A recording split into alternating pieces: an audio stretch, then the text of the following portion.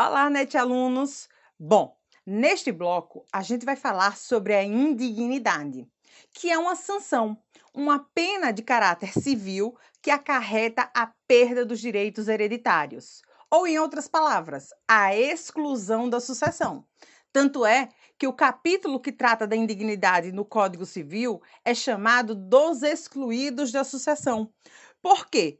Essas pessoas que a princípio teriam legitimidade de participar da sucessão, seja através da sucessão legítima, seja através da sucessão testamentária, eles acabam sendo privados, perdendo seus direitos hereditários em função de atos graves praticados por eles em face do autor da sucessão ou em algumas situações também de familiares do morto, do titular do patrimônio.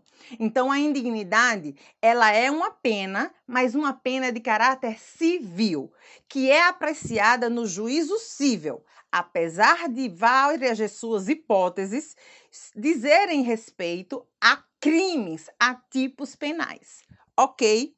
Bom, é preciso a gente falar que eu sempre gosto muito de fazer essa comparação, que eu digo que a indignidade é como se fosse a prima da deserdação. Ambas têm a mesma finalidade: afastar da sucessão aquele sucessor que praticou atos graves contra o titular do patrimônio ou pessoas do seu núcleo familiar. Mas elas têm algumas diferenças. A indignidade, ela independe de manifestação de vontade do titular do patrimônio.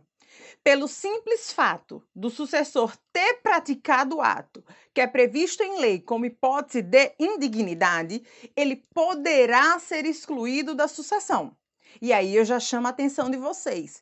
Ele poderá.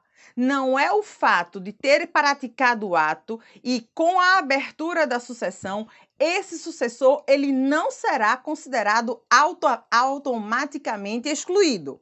É preciso que se promova uma ação ordinária própria dentro de um prazo legal, para que nesta ação, que não é no inventário, que demanda uma instrução probatória específica, se prove de forma inequívoca que o sucessor praticou aquele ato previsto como hipótese de indignidade. A deserdação também visa a exclusão de herdeiros necessários, mas ela se faz por expressa manifestação de vontade do testador. Então, a deserdação, para que ela ocorra, ela precisa que haja um testamento válido, no qual o testador declare expressamente que deseja excluir da sua sucessão fulano de tal e indique o motivo pelo qual ele quer deserdar. Agora, a forma como a gente entende a deserdação no senso comum é muito diferente de como realmente é regulamentada pelo legislador. A gente costuma muito ver, assim, em obras de ficção, novela, filme, os pais, geralmente de uma família muito rica, usando a deserdação como uma forma de ameaça, de chantagem aos seus filhos. Principalmente em duas situações.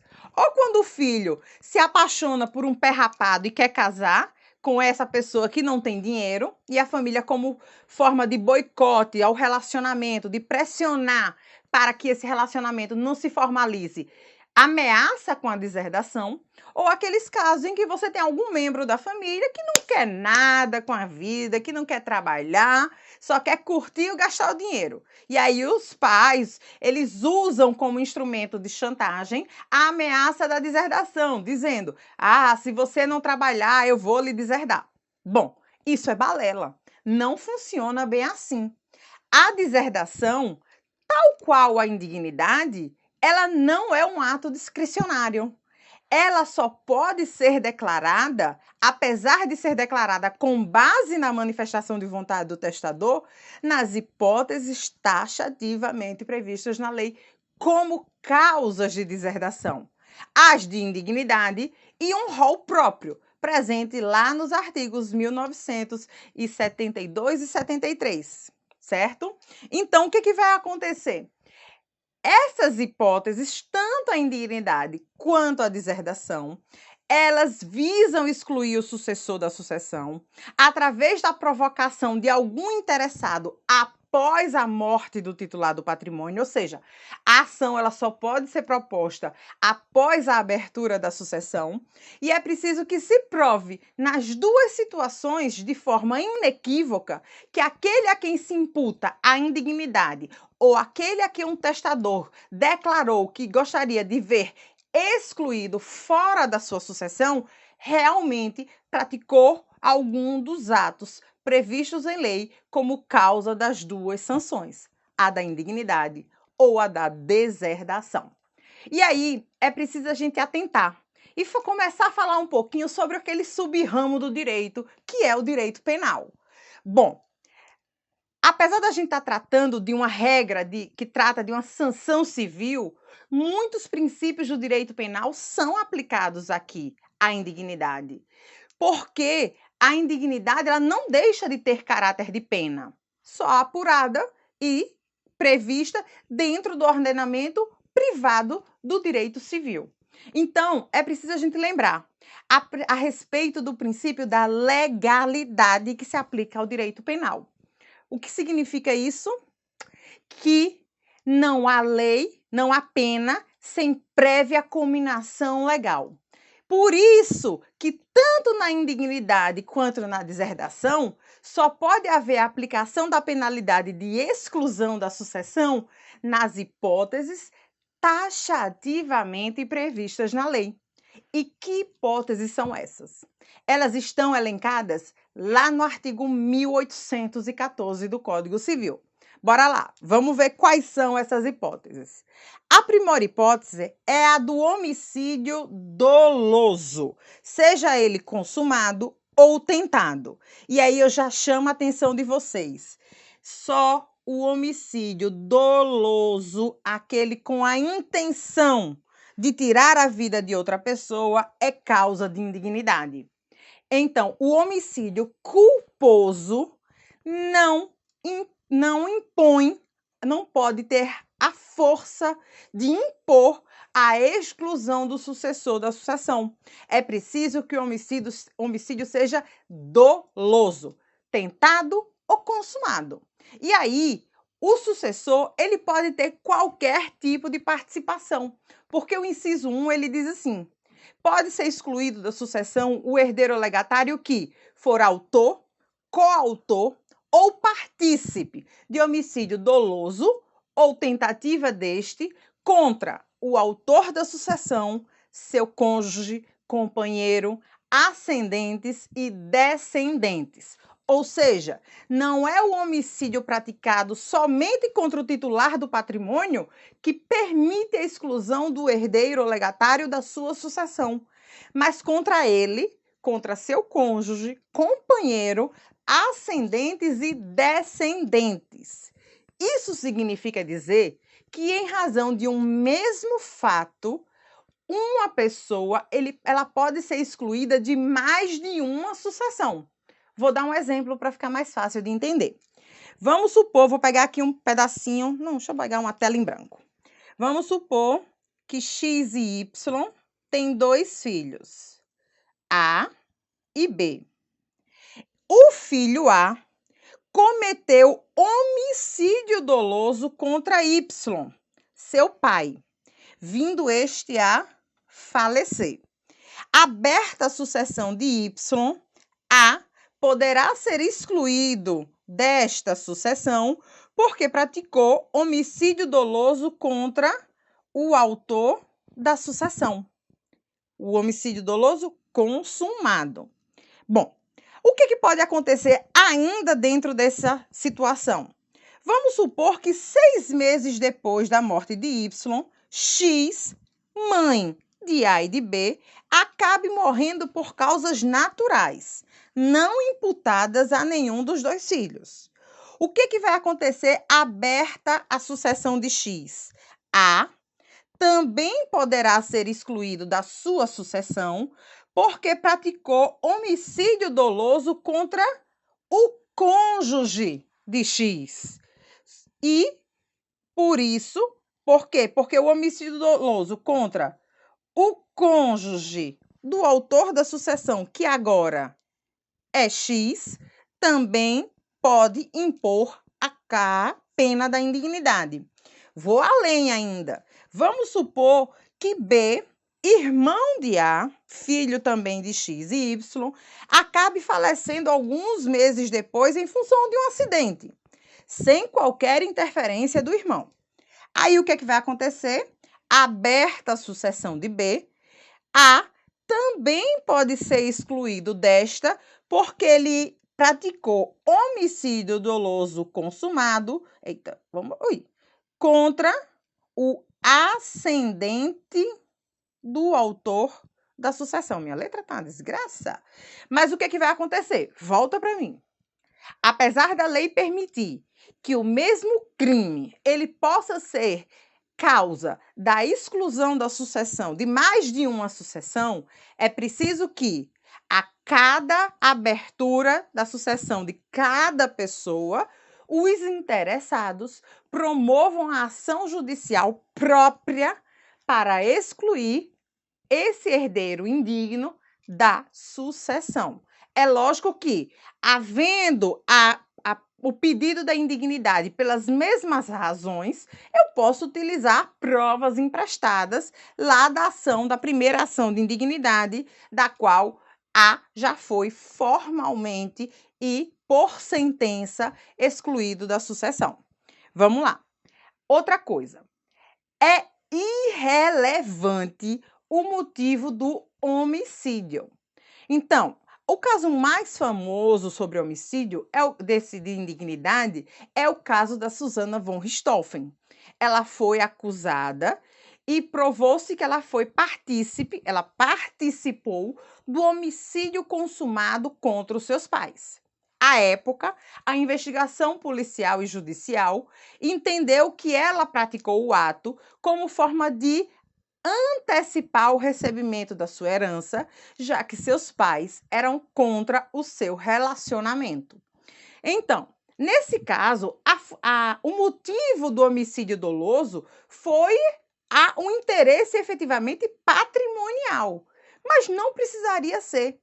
É irrelevante o motivo do homicídio, porque o simples fato de algum sucessor ele intencionalmente tirar a vida daquele a quem ele sucederia, isso já é motivo grave o suficiente para que ele possa ser excluído da sucessão, certo? E aí a gente também chama a atenção de vocês. A pena da indignidade, ela não pressupõe a condenação penal transitada em julgado. É preciso que a gente lembre que a nossa Constituição, ela estabelece expressamente que as instâncias civil, penal e administrativa, elas são independentes e autônomas. Então, a sanção da indignidade é uma sanção cível processada na vara cível de sucessões, se tiver uma vara especializada, e nesta é apurado e decidido a causa da indignidade, ainda que ela também seja considerada um ilícito penal. Ok? Então, não há necessidade de se aguardar a finalização ou a propositura da ação penal correspondente ao ilícito praticado, ao crime de homicídio. É preciso a gente entender que existe essa independência, essa separação de instâncias, ok? Agora, é lógico que algumas situações verificadas na esfera penal acabam repercutindo na cível, como, por exemplo, na absolvição em função da inexistência do crime ou da não imputação da autoria àquele sucessor. Agora, a questão da inimputabilidade penal não terá nenhum reflexo em relação à indignidade. Se o crime de homicídio foi praticado por um menor de 18 anos, ainda que ele não possa responder criminalmente por tal fato, ele poderá sim ser excluído da sucessão. Ok? Bom, qual é a segunda hipótese de indignidade? O inciso 2, eu chamo a atenção de vocês, ele vai se dividir em duas situações distintas, também tratando de atos ilícitos na esfera penal. Vamos lá. Então, ele diz que denunciar caluniosamente em juízo o autor da sucessão ou incorrer nos crimes contra a honra contra o autor da sucessão, seu cônjuge ou companheiro. Então, vamos lá. Vamos separar um pouquinho a leitura deste dispositivo. Na primeira parte dele, eu tenho o crime de denunciação caluniosa, que para ser causa de indignidade, somente pode ser excluído da sucessão se praticado contra o autor da sucessão.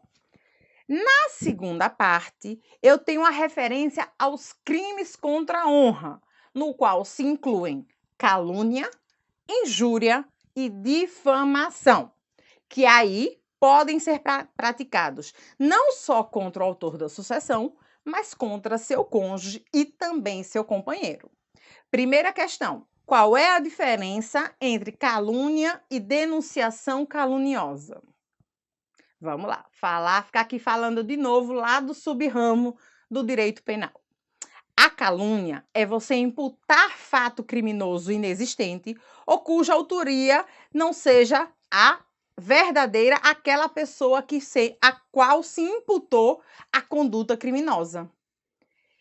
A denunciação caluniosa é fazer instaurar um procedimento para ser apurada a falsa imputação de crime. Então, na denunciação caluniosa, eu poderia fazer essa provocação tanto na esfera policial, quanto na judicial e na administrativa. Mas o dispositivo, o inciso 2 do artigo 1814, é claro. Para ser causa de indignidade, somente a denunciação caluniosa em juízo. E a doutrina vai além. Diz que em juízo criminal. E os crimes contra a honra, que podem ser praticados contra o autor da sucessão, seu cônjuge companheiro. Podendo, inclusive, a depender do tipo penal, o crime ser praticado após a morte do autor da sucessão, de seu cônjuge ou de seu companheiro, já que o nosso Código Penal determina o chamado respeito aos mortos. E, por fim, o inciso 3 do artigo 1814, ele diz o seguinte, que poderá ser excluído da sucessão aquele que, por violência ou meio fraudulento, inibir ou obstar a livre disposição testamentária. Ou seja, aquele que se valer de meios violentos, sejam a violência física ou moral, por exemplo, alguém me coagiu a não fazer testamento ou a fazer um testamento de determinada maneira, beneficiando determinada pessoa. Bom, dessa forma, a minha liberdade de testar, ela foi limitada, restringida, prejudicada. A minha manifestação de vontade não foi livre e espontânea. Então, pelo fato de influenciar, de tentar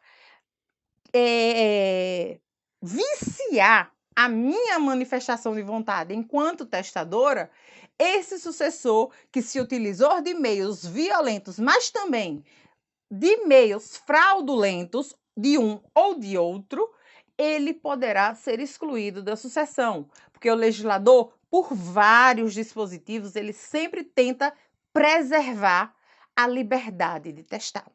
Bora lá. Então, como eu já disse, a indignidade, ela deve ser provocada. Ela não se dá automaticamente com a abertura da sucessão. Essa provocação, ela deve ser feita no prazo de até 4 anos a contar da abertura da sucessão. Ou seja, os interessados têm 4 anos a partir da morte do titular do patrimônio para promover a ação ordinária de indignidade. Não foi promovida a ação dentro deste prazo prescricional, aquele sucessor mesmo tendo praticado o fato previsto como causa de indignidade, vai participar normalmente da sucessão. É como se houvesse um perdão implícito. E aí é preciso também a gente fazer uma ressalva. Quem são esses interessados? Os interessados que têm legitimidade para propor ação de indignidade são aqueles que se beneficiariam com a exclusão do indigno. E também, na hipótese de homicídio doloso, e só em relação a esta, o Ministério Público. Então, o artigo 1815 é claro, vamos lá, vamos fazer uma recapitulação. Para que o sucessor ele seja excluído, é preciso se proponha uma ação própria no prazo de 4 anos a contar da abertura da sucessão por algum dos interessados. O Estado pode ser legitimado ativo desta ação? Pode. Quando os únicos sucessores obstarem o recolhimento da herança jacente, da herança vacante. Ou seja, existe um único ou alguns sucessores que praticaram os atos de indignidade com legitimidade sucessória. Nesse caso, o Estado ele vai agir através da Fazenda Pública Municipal, que é a entidade responsável por defender os interesses patrimoniais do município.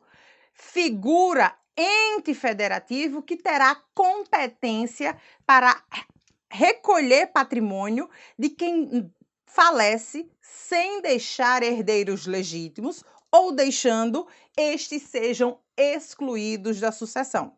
Então, por não haver mais nenhum herdeiro legitimado, de acordo lá com o chamamento da ordem de vocação hereditária, o Estado, em sentido lato, mas na verdade a figura do município, por meio da fazenda pública, poderia sim ter legitimidade sucessória, já que ele seria interessado na sucessão, pois na ausência de herdeiros legítimos, o Estado, na figura do município, recolhe a herança vacante, a herança que não tem dono, ok?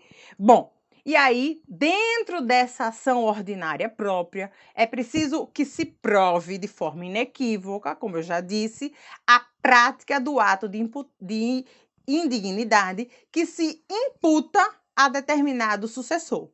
E essa indignidade, ela só vai ter efeito, só vai ser eficaz a partir do momento em que haja uma sentença declaratória transitada em julgado. Então, a indignidade, ela prescinde de uma decisão judicial formalmente transitada em julgado para que ela possa surtir os seus efeitos. Quais são esses efeitos? Primeiro dos efeitos. Como uma pena, a gente também aplica um outro princípio do direito penal nesta matéria, o princípio da pessoalidade. O que é que significa isso? Nenhuma pena passará da pessoa do apenado. Tanto é que o artigo 1816 do Código Civil, ele diz textualmente: são pessoais os efeitos da indignidade. E o que é que significa isso na prática? É o seguinte: uma vez declarada essa indignidade por sentença, essa sentença ela vai ter efeitos retroativos, como se esse sucessor ele fosse indigno desde o momento da abertura da sucessão. E aí, como ele é considerado possuidor de má-fé, ele foi privado dos seus direitos hereditários, a lei permite que ele seja considerado pré-morto e os seus descendentes recolham a herança em seu lugar, representando. Então, vamos aqui, vamos ver um exemplo para ficar mais fácil de entender o que eu estou explicando. Vamos supor que X tenha falecido, A e B são seus filhos, e B tem 3 filhos netos de X. Por alguma das hipóteses do artigo 1814, B foi declarado em sentença como indigno. E aí, se o código diz que o indigno é considerado como se pré-morto fosse, a lei vai permitir o quê? Que a herança de X seja repartida da seguinte forma: metade para seu filho A e a metade que caberia ao indigno, a lei permite que os seus filhos aceitem a herança em seu nome. Agora, volta aqui. Para garantir que nem indiretamente o indigno ele se beneficie da herança da qual ele foi privado, o legislador ele estabelece alguns efeitos a esse direito de representação. Primeiro, se os filhos do indigno forem menores ou incapazes, em regra, a administração e usufruto dos bens dos filhos menores cabe aos pais. Mas, neste caso, a lei proíbe expressamente o indigno de administrar e usufruir os bens da herança da qual ele foi excluído. Está lá no parágrafo único do artigo 1816. E mais, o legislador ainda proíbe que ele receba esse patrimônio do qual ele foi excluído, ainda que em decorrência de eventual futura sucessão. Como assim? Joga aqui na tela. Vamos supor que um desses filhos de B venha a falecer algum tempo depois de receber a herança do avô. Se vamos supor que o único patrimônio deste daqui seja a herança repartida aqui entre ele e seus irmãos por representação ao pai indigno, mesmo que ele não tenha descendentes, e aí, segundo a ordem de vocação hereditária, em tese, quem deveria participar da sua sucessão seriam seus ascendentes mais próximos, B ficaria excluído também desta sucessão. Ou seja, ele não pode participar de sucessão dos bens eventuais dos herdeiros que lhe representaram na sucessão da qual ele foi excluído. Ok? Neste caso, o que é que vai acontecer? Em relação aos bens, ao usufruto e administração dos bens dos filhos, se eles não tiverem plena capacidade, o outro ascendente de primeiro grau exerce com exclusividade este poder familiar, este direito-dever de administrar e usufruir, mas se não, é nomeado um curador para tal fim. Ok? Só que a gente ainda vai além.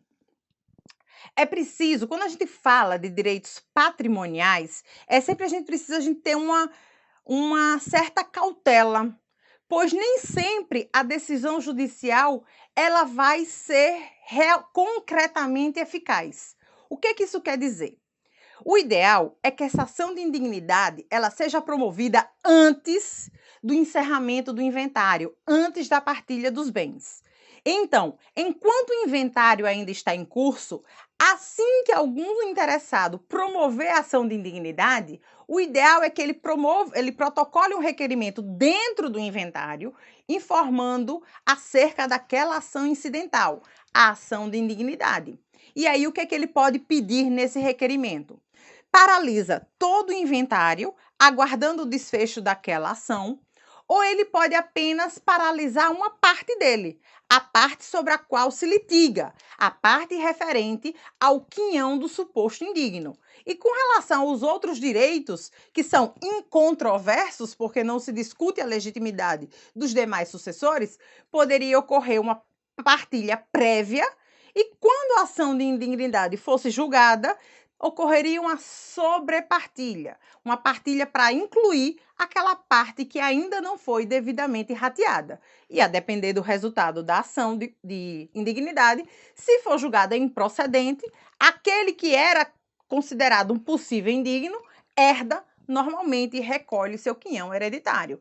Se a ação de indignidade for julgada procedente, os outros sucessores que têm legitimidade vão ratear o quinhão do excluído ou então os seus descendentes poderão aceitar este quinhão em seu lugar.